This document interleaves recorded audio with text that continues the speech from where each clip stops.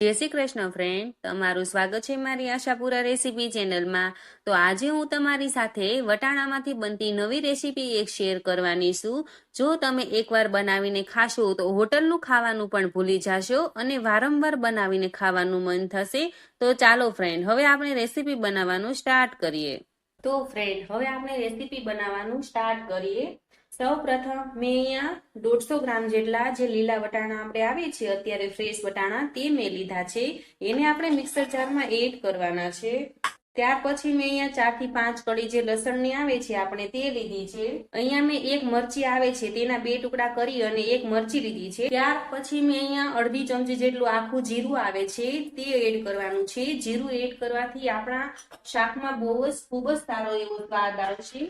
ત્યાર પછી આપણે અહીંયા મેં અડધા કપ જેટલું અહીંયા પાણી લીધું છે. અહીંયા આપણે વટાણાને એમને એમ નથી ગ્રાઇન્ડ કરવાના, એની અંદર આવી રીતના અડધો કપ જેટલું પાણી નાખી અને પછી જ તે આપણે એને ગ્રાઇન્ડ કરવાના છે. હવે આને આપણે ગ્રેવી બનાવી લેવાની છે.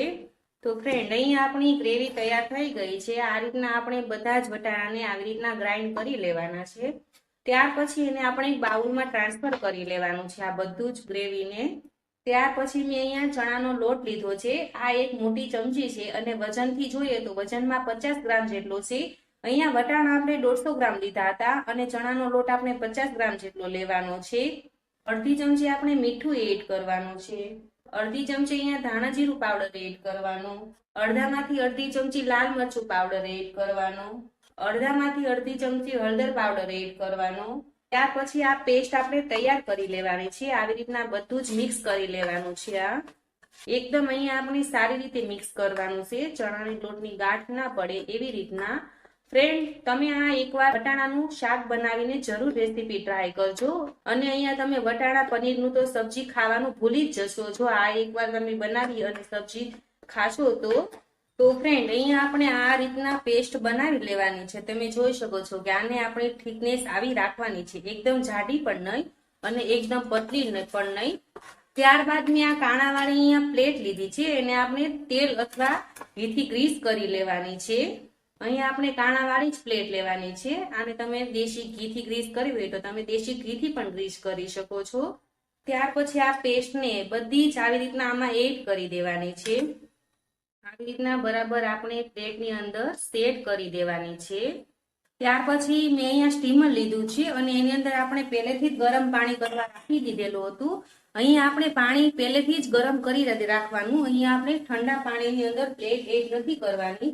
ત્યારબાદ આ પ્લેટ છે જે આપણે બેટર ભરેલું તે આવી રીતના આની અંદર રાખી દેવાની છે અને ઉપરથી ઢાંકણ બંધ કરી અને આને આપણે એકદમ પ્રેસથી દબાવી અને 15 થી 20 મિનિટ માટે આપણે સ્ટીમ કરી લેવાનું છે આને. અહીંયા આપણે ગેસની ફ્લેમ એકદમ ફૂલ જ રાખવાની છે. ત્યાર પછી મેં અહીંયા ફરીથી મિક્સર જાર લીધું છે અને એની અંદર આવી રીતના 3 થી 4 મેં ડુંગળીના નાના નાના કટકા કરી અને આપણે મિક્સર જારની અંદર એડ કરી લેવાનું છે. ફરીથી આપણે આની ગ્રેવી બનાવી લેવાની છે. તો ફ્રેન્ડ, તમે જોઈ શકો છો કે અહીંયા આપણી ડુંગળીની ગ્રેવી આ રીતના તૈયાર થઈ ગઈ છે. આપણે અધકચરી જ ક્રશ કરી છે આપણી ડુંગળીને. તો ફ્રેન્ડ, હવે અહીંયા આપણી 15 થી 20 મિનિટ થઈ ગઈ છે અને તમે જોઈ શકો છો કે અહીંયા જે આપણે વટાણા અને ચણાના લોટની જે પેસ્ટ બનાવવા રાખી હતી તે એકદમ ચડી ગઈ છે. અહીંયા આપણું ચાકુ પણ ક્લીન આવે છે. અહીંયા આપણે ગેસની ફ્લેમ બંધ કરી દેવાની છે અને હવે આ પ્લેટને આપણે 5 થી 10 મિનિટ માટે ઠંડી થવા રાખી દેવાની છે. ત્યાર પછી અહીંયા જે આપણી પ્લેટ ઠંડી કરવા રાખેલી હતી તે આ પ્લેટ આપણી ઠંડી થઈ ગઈ છે અને હવે એને આપણે પીસીસ કરી લેવાના છે મીડિયમ સાઈઝના. અહીંયા તમે કોઈ પણ તમારી મનપસંદ સાઈઝમાં એને શેપ આપી શકો છો. હું અહીંયા આવી રીતના નાના નાના પીસ કરું છું, ચોરસ આવી રીતના પીસ કરીને પછી આને આપણે ઉખેડી લેવાના છે પ્લેટની અંદરથી સારી રીતે. તો અહીંયા આપણા પીસ આ રીતના તૈયાર થઈ ગયા છે, તમે જોઈ શકો છો ફ્રેન્ડ. ત્યાર પછી મેં અહીંયા એક કડાઈ લીધી છે અને એની અંદર આપણે 2 થી 3 ચમચી જેટલું તેલ ગરમ કરવા રાખવાનું છે.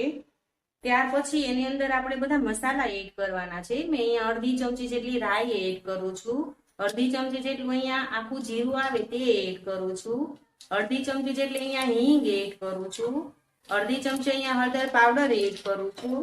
ત્યાર પછી જે આપણે આ બધા જ ખડા મસાલા મેં લીધેલા છે તે આપણે એડ કરવાના છે. અહીંયા તમાલપત્ર છે, એક સૂકું લાલ મરચું છે, 2 થી 3 નંગ લવિંગ છે અને તજનો એક ટુકડો છે. ત્યારબાદ આ જે મોટા ટુકડા ટામેટાના કાપેલા છે તે એડ કરી દેવાના છે. ત્યાર પછી જે આપણે ડુંગળીની પેસ્ટ બનાવેલી હતી તે એડ કરી દેવાની છે અહીંયા. પછી આ બધું બરાબર થોડું આપણે મિક્સ કરી લેવાનું છે.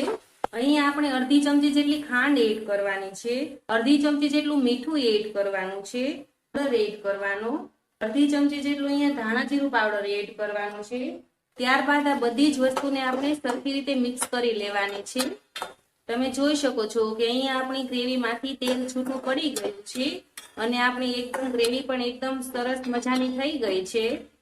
ત્યાર પછી અહીંયા આપણે અડધો ગ્લાસ જેટલું પાણી એડ કરવાનું છે અને આને આપણે 5 થી 7 મિનિટ માટે ઢાંકી દેવાનું છે આવી રીતના. તો ફ્રેન્ડ અહીંયા આપણું ગ્રેવી જોઈ શકો છો કે અહીંયા આપણું એકદમ ગ્રેવી ઉકળી અને તૈયાર થઈ ગયું છે આ રીતના. ત્યારબાદ હવે જે આપણે આ પીસીસ કર્યા છે તે આપણે આની અંદર એડ કરી દેવાના છે અને આપણે આને ફરીથી મિક્સ કરી લેવાનું છે. ત્યારબાદ ફરીથી આપણે 5 મિનિટ માટે ઢાંકી અને આને કૂક થવા દેવાનું છે. અહીંયા આપણે હવે 5 જ મિનિટ માટે કૂક કરવાનું છે. તો ફ્રેન્ડ અહીંયા આપણા શાકને 5 મિનિટ થઈ ગઈ છે. તમે જોઈ શકો છો કે અહીંયા આપણું શાક એકદમ મસ્ત સરસ મજાનું ચડી ગયું છે. ખાવામાં ખૂબ જ ટેસ્ટી બન્યું છે. ત્યારબાદ હવે અહીંયા આપણે ગેસની ફ્લેમ બંધ કરી દેવાની છે અને ઉપરથી આવી રીતના આપણે અહીંયા લીલા ધાણા એડ કરી દેવાના છે. ફ્રેન્ડ અહીંયા આપણું શાક તૈયાર થઈ ગયું છે. આવી જ રેસીપીઓ માટે મારી ચેનલ સાથે જોડાયેલા રહો અને મારી ચેનલને લાઈક, સબસ્ક્રાઇબ અને શેર કરો. Thank you.